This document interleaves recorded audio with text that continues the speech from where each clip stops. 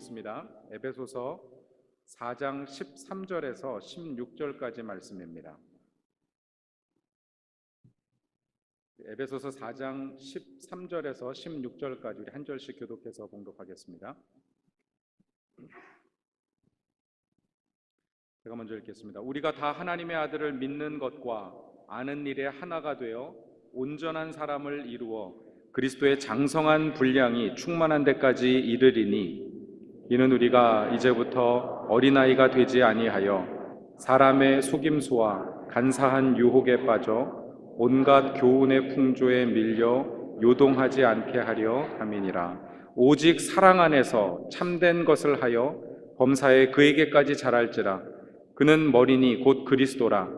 그에게서 온 몸이 각 마디를 통하여 도움을 받음으로 연결되고 결합되어 각 지체의 분량대로 역사하여 그 몸을 자라게 하며 사랑 안에서 스스로 세우느니라. 아멘. 저는 아이들을 참 좋아하고 아이들이 저를 좀 잘 따른다고 생각하는데요. 제가 결혼해서 저희 아내가 아이들 훈련시키는 것을 보고 종종 깜짝깜짝 놀랄 때가 있었습니다.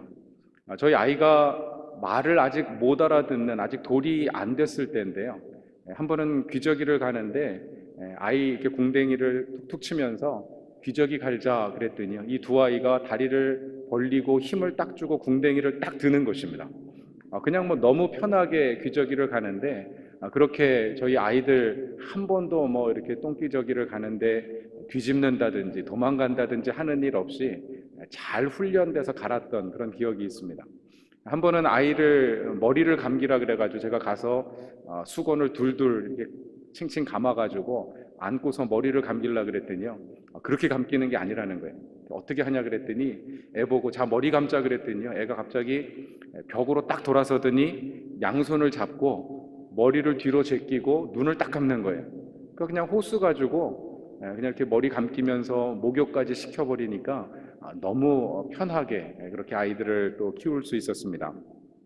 어렸을 때 아이를 훈련하는 것도 중요하지만 성장하고 아이가 청소년, 이제 장성한 어른이 되어가면서 필요한 훈련과 또 아이들을 교육하는 것은 그거보다 훨씬 더 어려운 것 같습니다.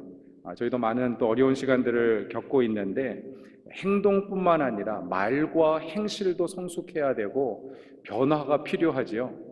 어렸을 때 그렇게 머리 감겨달라는 아이가 사춘기가 됐는데도 엄마한테 머리 감겨달라고 벽을 잡고 머리를 뒤로 숙이면은 그건 좀 문제가 있는 것입니다.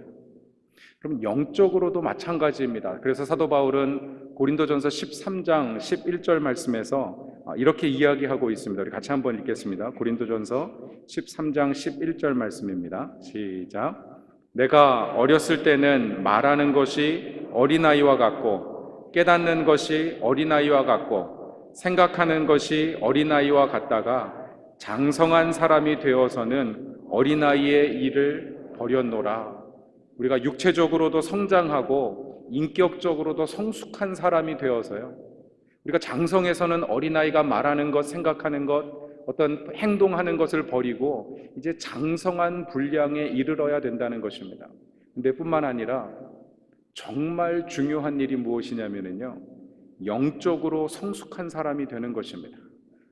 여러분, 한번 우리의 신앙, 우리의 영적인 상태를 점검해 보실 수 있기를 바랍니다. 나는 어린 아이의 신앙에 머물러 있지는 않은지, 아니면 장성한 분량에 이르러서 정말 주님께서 우리에게 요구하시는, 사도 바울이 권면하고 있는 대로 그리스도의 장성한 분량에 이르는 데까지 충만한 그런 영적인 삶을 살아가고 있는지 우리 스스로 점검해 볼 필요가 있습니다.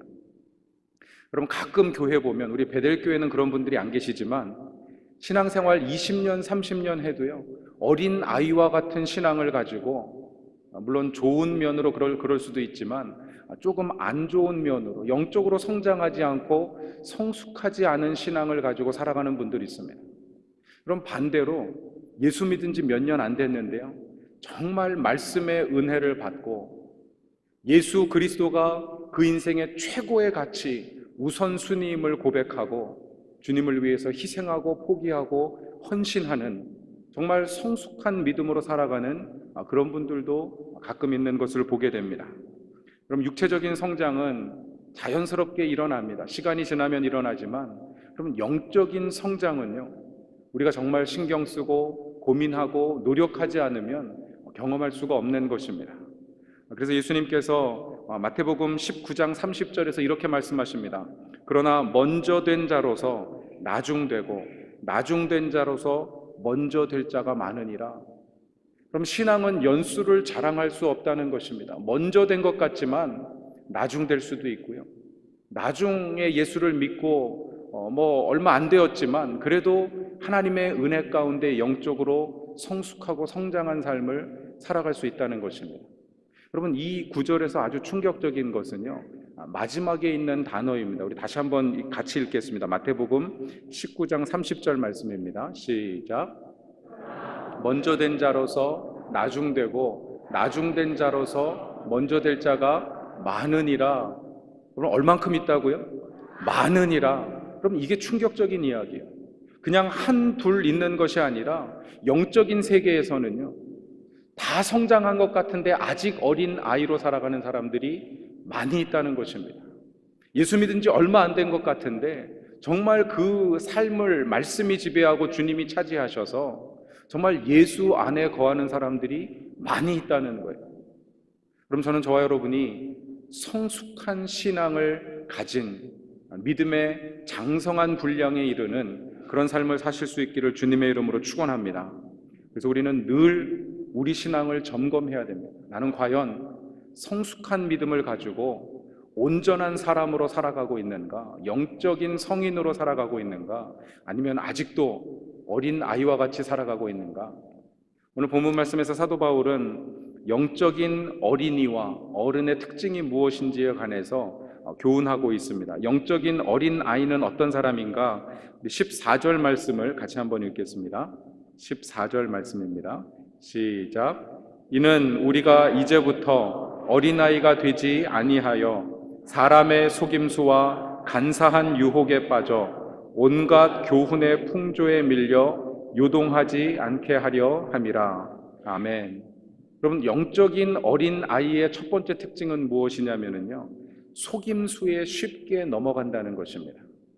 그럼 저도 애가 넷이니까 아이들하고 놀 때 시간 보내기 가장 좋은 것 중에 하나가 뭐냐면요, 동전 하나 가지고 사라지게 하는 눈속임을 보여주는 거예요. 애가 눈이 휘둥그레져 가지고 아빠 다시 한번 해보라 그러고, 가가지고 화장지도 하나 뽑아와가지고 이것도 없애보라 그러고, 제일 곤란했던 게 냉장고를 없애라고 또 애가 이래가지고 좀 곤란한 적은 있었지만, 아이들은 쉽게 속아 넘어갑니다.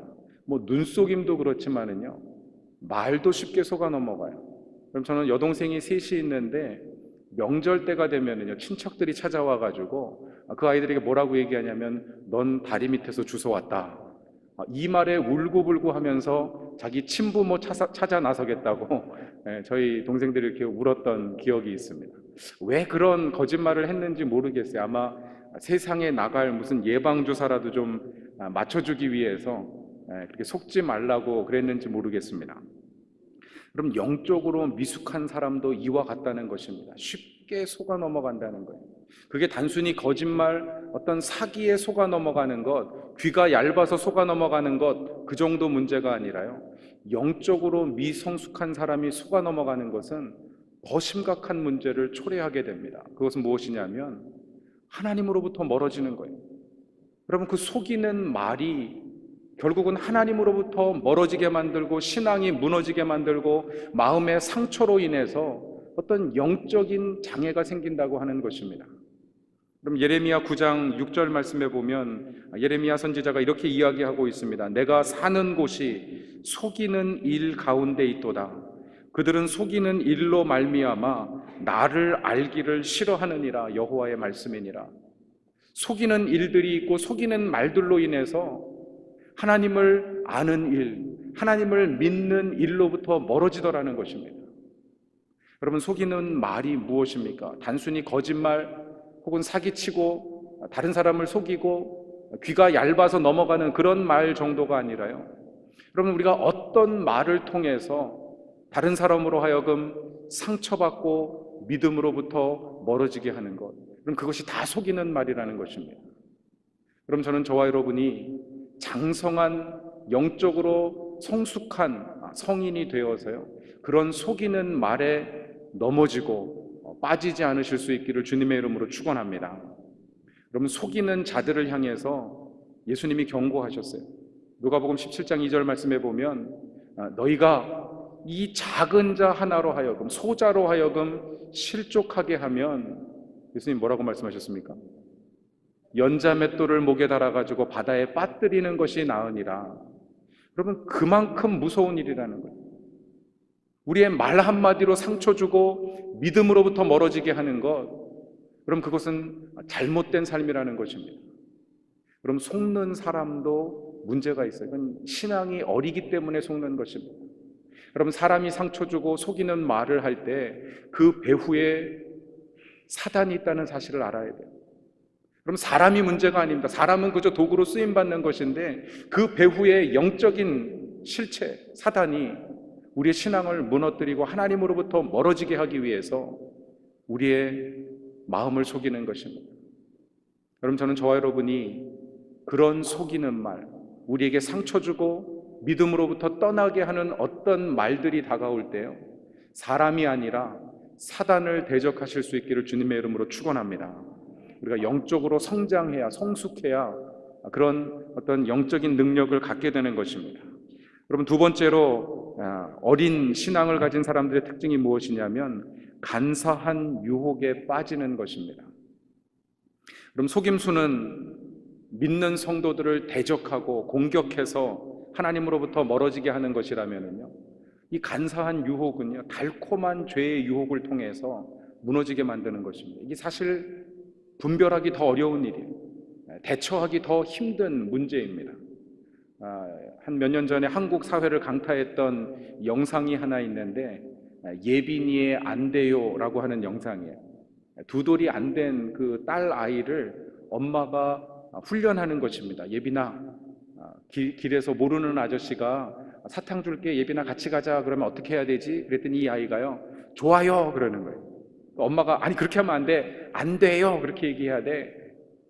또 조금 시간이 지나고 나서 그럼 어떤 아저씨가 와가지고 깎아줄 테니까 같이 가자. 그럼 어떡하지? 뭐라 그랬을까요? 좋아요 또 그러는 거예요. 또 안 돼요.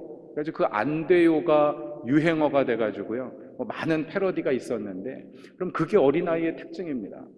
그저 그 유혹의 마음을 빼앗겨가지고요, 사탕이든지 과자든지 내 삶에 유익하다고 생각하는 것, 내 삶의 행복과 안전을 가져둘 것이라고 생각하는 그것을 위해서 자기 삶을 다 소진해버리는 거예요.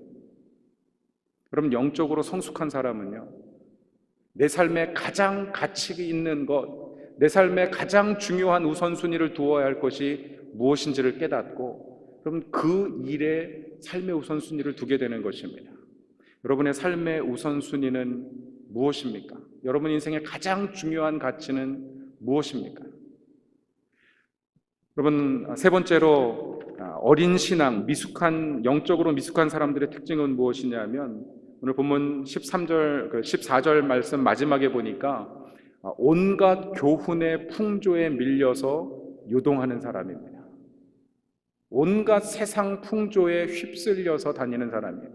여러분, 에베소서 2장 말씀에 보면, 2장 2절에 보면 사도 바울이 이런 표현을 한 번 더 사용했습니다.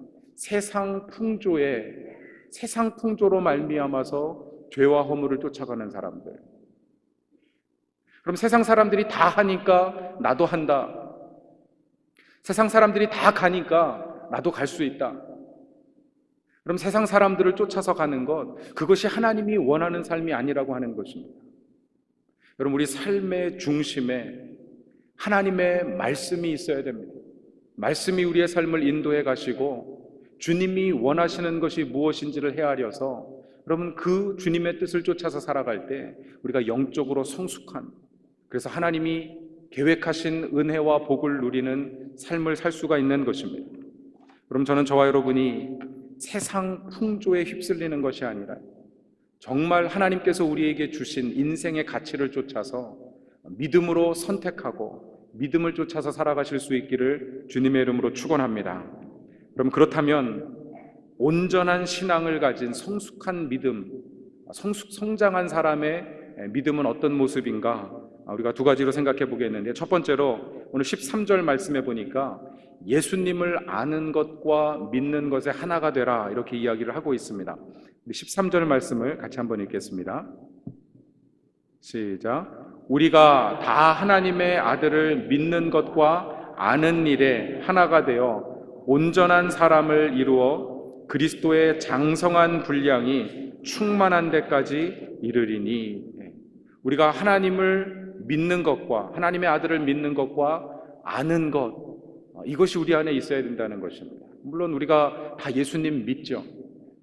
근데 오늘 사도 바울이 예수님을 아는 것이라고 하는 단어를 에피그노시스라고 하는 단어를 사용하고 있는데요. 그럼 이 에피그노시스라고 하는 헬라어는 무슨 의미냐면 경험을 통해서 아는 것을 의미합니다. 단지 예수님이 하나님의 아들이라고 하는 사실을 머리로 아는, 지식으로 아는 정도가 아니라 정말 예수 그리스도를 우리가 만나서 그 영적인 경험을 통해서 우리의 가치와 인생의 우선순위가 바뀌는 것, 그것이 바로 에피그노시스라고 하는 단어입니다. 그럼 예를 들자면 마태복음 13장에 보면 밭에서 농부하던 농부가, 아마 그게 자기 밭이 아니었고 소작농이었는데요, 밭을 갈다가 땅 깊숙한 곳에서 무엇을 발견합니까?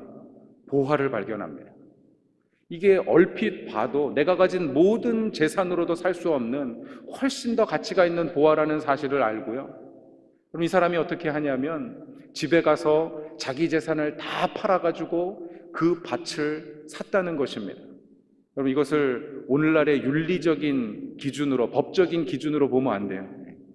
이건 말도 안 된다, 정직하지 않다, 뭐 이런 이야기가 아니라, 그럼 예수님이 말씀하시고자 했던 것은 무엇이냐면요, 천국의 가치, 예수 그리스도의 가치, 복음의 가치를 과연 발견하고 경험했냐는 것입니다. 여러분, 예수님을 진짜 만난 사람들은요, 인생의 최우선적인 가치가 예수 그리스도가 되는 것입니다. 그럼 저는 저와 여러분의 삶의 가치, 인생의 우선순위가 예수 그리스도가 되실 수 있기를 주님의 이름으로 축원합니다. 자녀가 아니고요, 물질이 아니고요, 세상에서 성공하는 것, 안정한 어떤 경제적인 수준에 이르는 것, 내가 세상에서 어떤 노후를 준비하고 미래를 준비하는 것, 그것이 아니라 예수 그리스도가 우리 인생의 우선순위가 되어야 된다는 것입니다.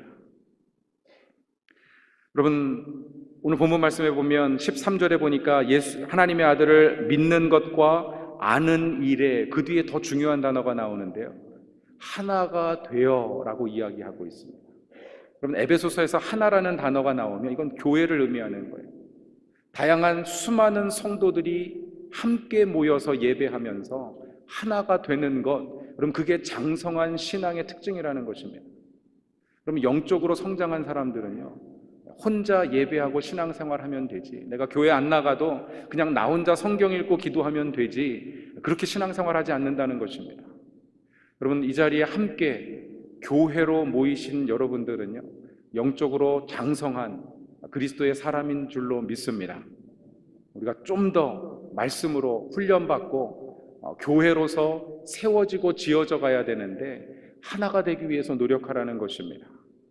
여러분, 성도는 온전한 그리스도의 몸을 이루어야 됩니다. 그래서 16절 말씀에 사도 바울이 이렇게 이야기하고 있습니다. 우리 16절 말씀 같이 읽겠습니다. 시작. 그에게서 온 몸이 각 마디를 통하여 도움을 받음으로 연결되고 결합하여 각 지체의 분량대로 역사하여 그 몸을 자라게 하며 사랑 안에서 스스로 세우느니라. 우리가 한 몸이 되어서, 하나가 되어서 연합하고 우리가 교회 안에서 신앙생활 해야 될 이유는 무엇이냐면요, 그 안에서 함께 자라가기 때문에 그렇습니다. 그럼 그래서 저와 여러분이요, 정말 말씀 공부하기 위해서 노력해야 됩니다.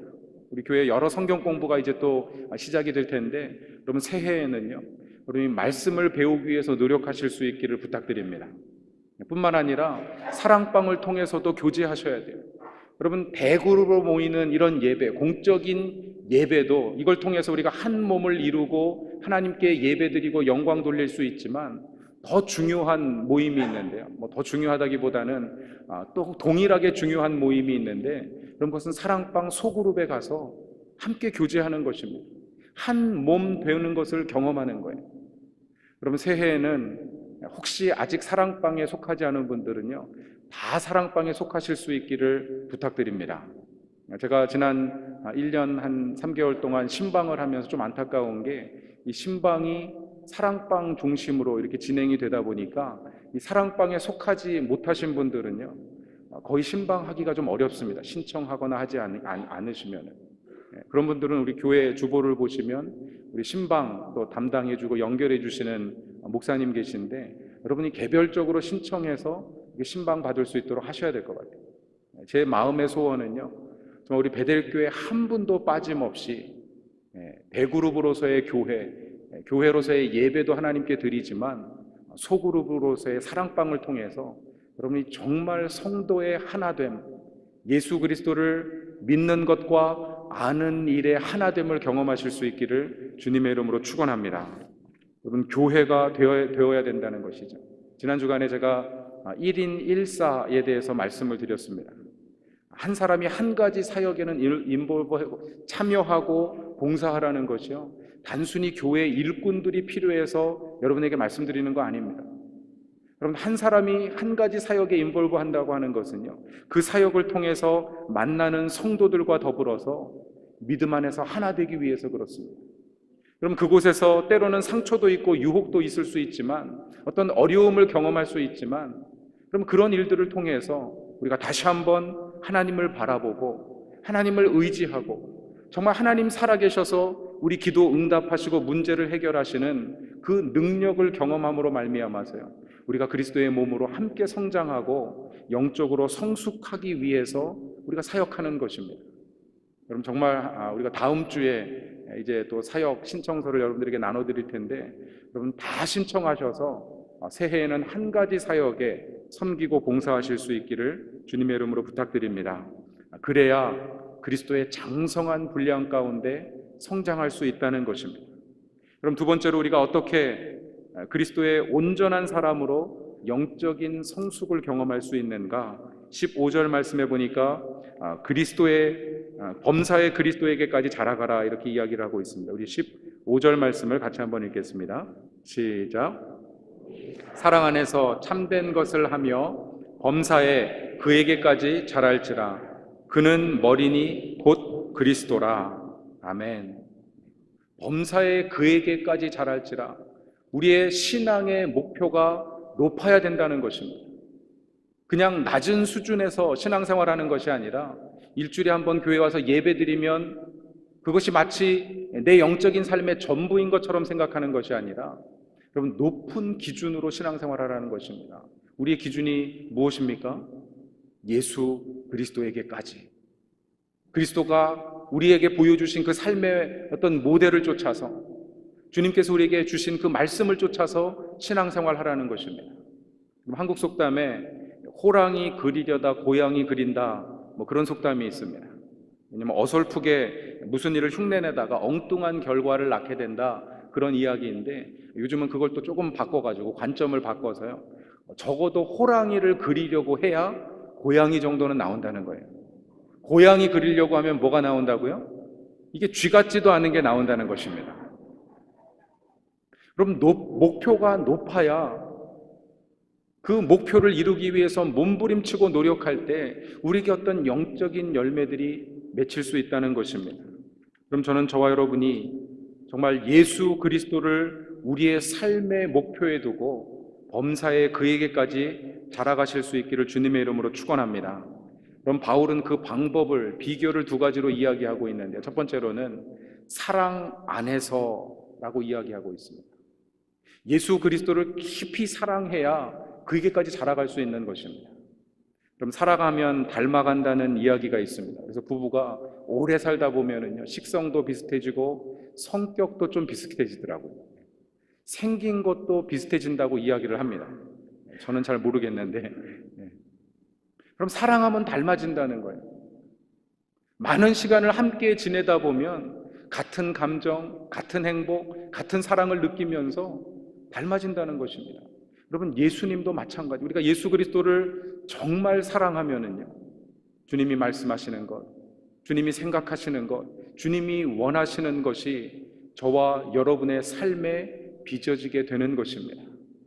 여러분, 범사에 그리스도의 분량까지 자라가고 우리가 이르는 것, 그것은 주님을 깊이 사랑할 때 우리가 경험할 수 있는 것입니다. 여러분, 사랑해야 포기할 수 있습니다. 사랑을 어떻게 알 수 있냐면, 사랑은 포기하는 것, 희생하는 것만큼 알 수 있는 것입니다. 여러분, 모라비안 그 형제회라고 하는 그 그룹을 만들었던 진젠도르프라고 하는 분이 있습니다. 이분은 1700년도에 오스트리아의 아주 귀족 가문에서 출생했는데, 그래서 좋은 할레 대학교라고 하는 그 오스트리아의 가장 좋은 그 학교에서 공부를 하고 영적으로 훈련받고, 그 외할머니는요 아주 복음 전도와 또 성경 배포 선교 사역에 헌신된 분이어가지고 어려서부터 그렇게 영적인 그런 삶을 살아왔습니다. 그런데 그가 정말 영적으로 어떤 변화를 경험했던 사건이 있는데, 그 1719년, 그러니까 대학을 막 졸업하고 그가 불란서와 네덜란드를 여행하던 중에요, 그림 하나를 보게 된 거예요.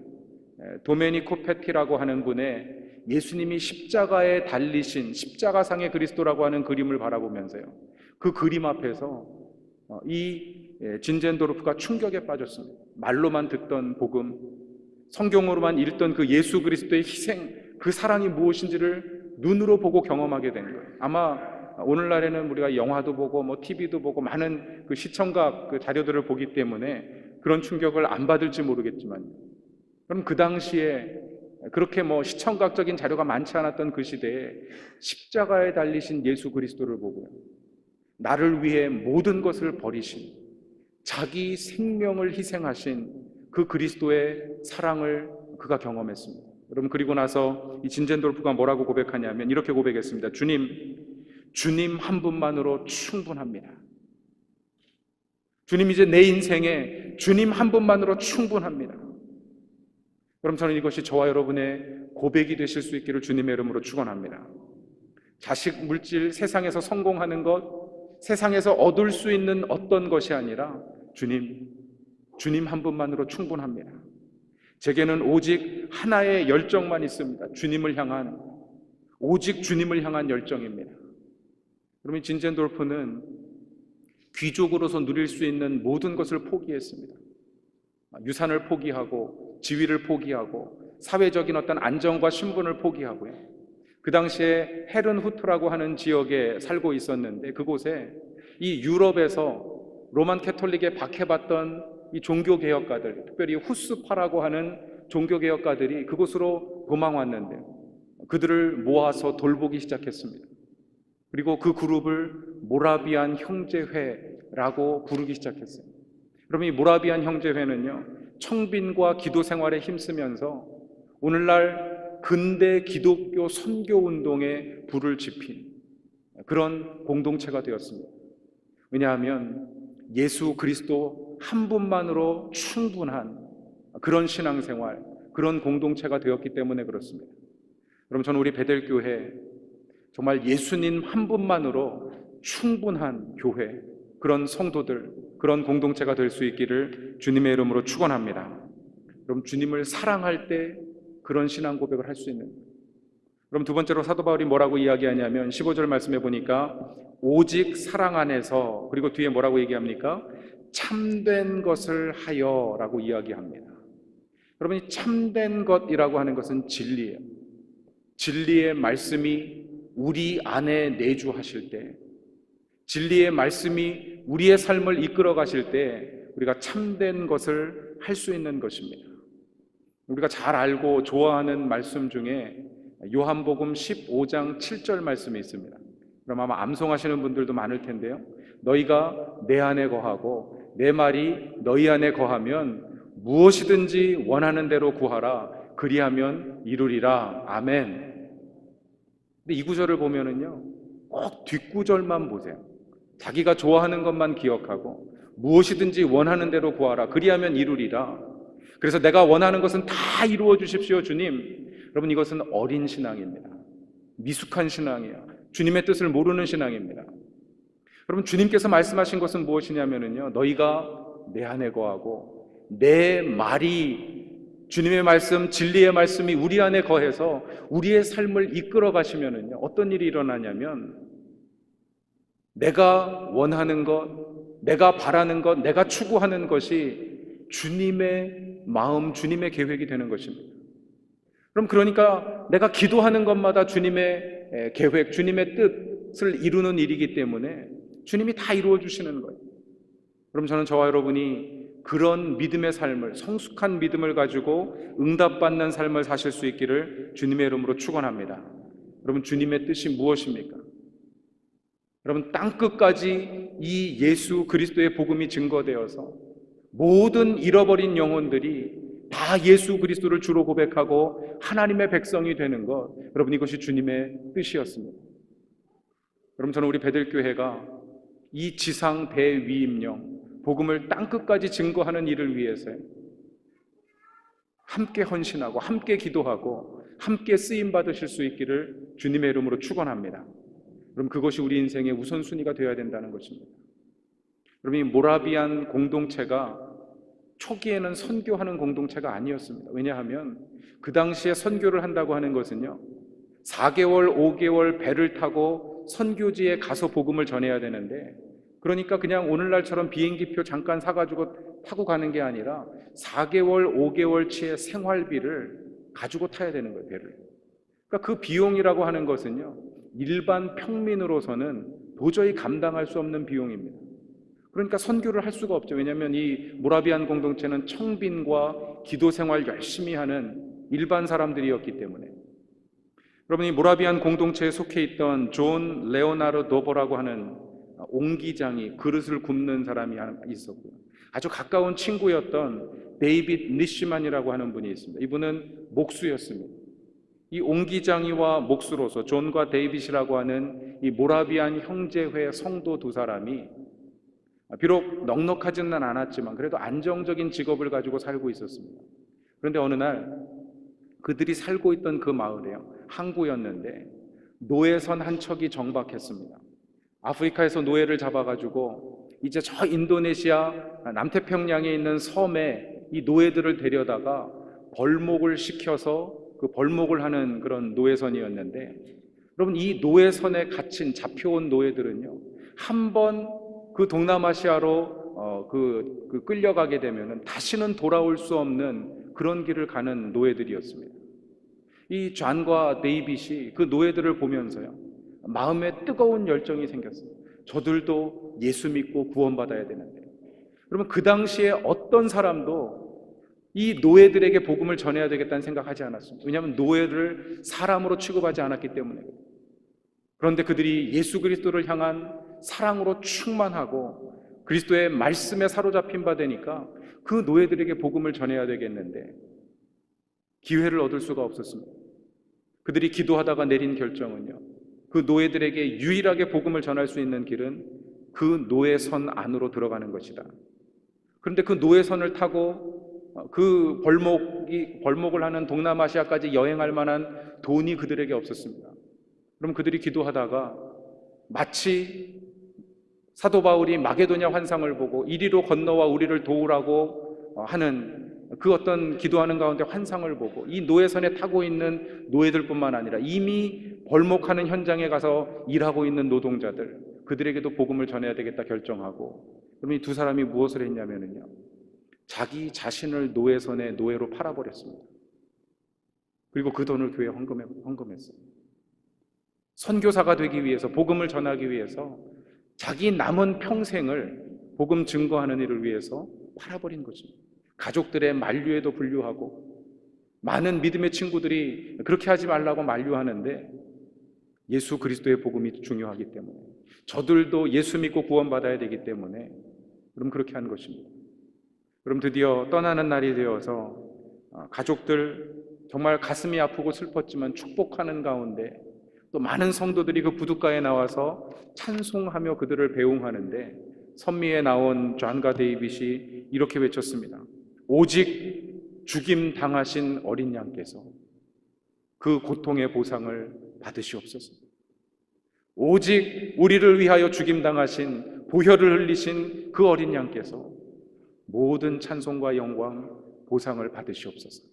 여러분, 그래서 이 모라비안 형제회는 그 심볼, 마크가 어린 양 어깨 위에 십자가가 지어져 있는 그런 마크를 하고 있습니다. 그럼 이 존과 그 데이빗이 자기 자신을 팔아서 선교지에 갔다는 이야기를 듣고, 그럼 수많은 모라비안 형제에 속한 성도들이요 함께 선교에 헌신하기 시작했어요. 그래서 모라비안 공동체는 10가정이 모이면 한 가정을 선교사로 파송했습니다. 이 나머지 10가정은 열심히 생업 가운데 일해가지고 그 선교사 후원하는 거, 그게 자기의 선교인 거예요. 복음을 증거하는 일인 거예요. 여러분, 저는 우리 베델교회 정말 복음을 위해서 그렇게 헌신하고 희생하실 수 있기를 주님의 이름으로 축원합니다. 우리가 주님을 사랑한다면, 정말 성숙한 믿음으로 주님을 사랑한다면 그 사랑에 합당한 희생과 헌신이 있어야 되는 것입니다. 그럼 이 시간 우리가 함께 기도할 때, 주님, 2016년 우리가 마지막 2달을 남겨놓고 또 2017년을 계획하면서 주님, 내가 어떤 희생, 어떤 헌신으로 주님을 사랑해야 될 것인지, 정말 성숙한 신앙으로 주님을 위해서 그 믿음의 값, 사랑의 값을 지불하게 도와주시옵소서. 우리 시간에 한 1, 2분간 같이 한번 기도하겠습니다. 지금은 우리 주 예수 그리스도의 무한하신 은혜와 우리 하나님 아버지의 극진하신 사랑하심과 성령의 위로 교통 충만하심이 예수 그리스도를 우리 인생의 최고의 가치로 삼아 성숙한 신앙으로 주님을 위하여 헌신하며 순종하는 삶을 살기로 다짐하며 소원하시는 우리 베델교회 모든 성도님들 머리머리 위에와 흩어진 자녀들의 가정 위에, 우리가 함께 후원하며 동역하는 모든 선교사님들 가정과 사역과 자녀들 위에 지금부터 영원토록 함께 하시기를 간절히 축원하옵나이다. 아멘.